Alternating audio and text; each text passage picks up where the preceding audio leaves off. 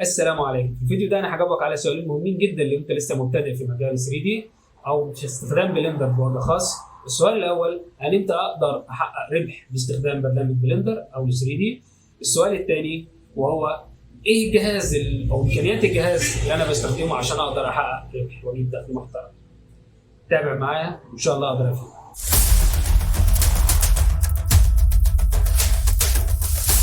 بالنسبه للسؤال الاول، ايه الوقت اللي انت محتاجه عشان تقدر تحقق دخل باستخدام برنامج بلندر او برامج 3 دي بوجه عام؟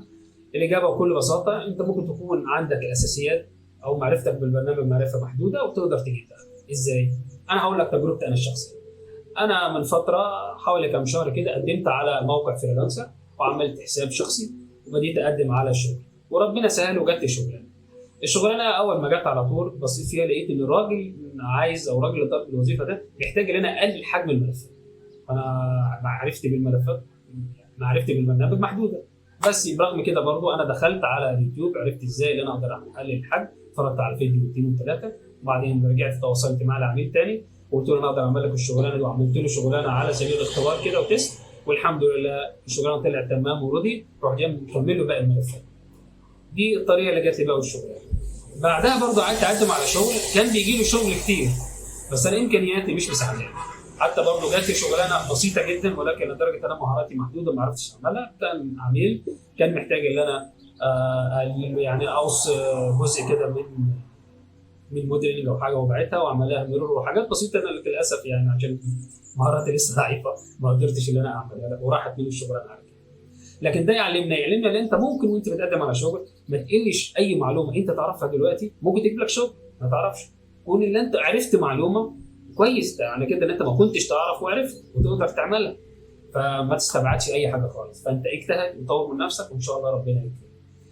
السؤال الثاني، ايه الجهاز اللي انا محتاجه عشان اقدر ان انا ابدا في مجال التصميم؟ الاجابه بكل بساطه انت تقدر تبدا باي جهاز مهما كان الجهاز اللي موجود معاك، ولكن السؤال بصيغه ثانيه، هل انت الجهاز اللي انت هتبدا بيه ده محتاج امكانيات قد ايه عشان تقدر تعمل مشاريع كبيره؟ طبعا انت محتاج جهاز يكون امكانياته كويسه. كل اما كبر المشروع كل امكانيات الجهاز بتاعتك لازم تبقى كبيره عشان تناسب المشروع. يعني لما تيجي تعمل منتج بسيط زي ان انت مثلا تعمل ايا كان يعني ازازه برفان او تعمل اي منتجات من مستحضرات التجميل منتج او اثنين، ده حاجات مش محتاجه امكانيات جهاز عاليه. ولكن انت عشان تعمل انيميشن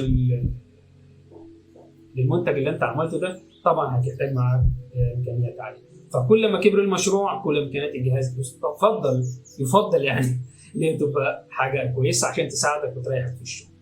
بس كده يا صديقي، اتمنى اكون قدرت افيدك بمعلومه ولو يعني اي حاجه.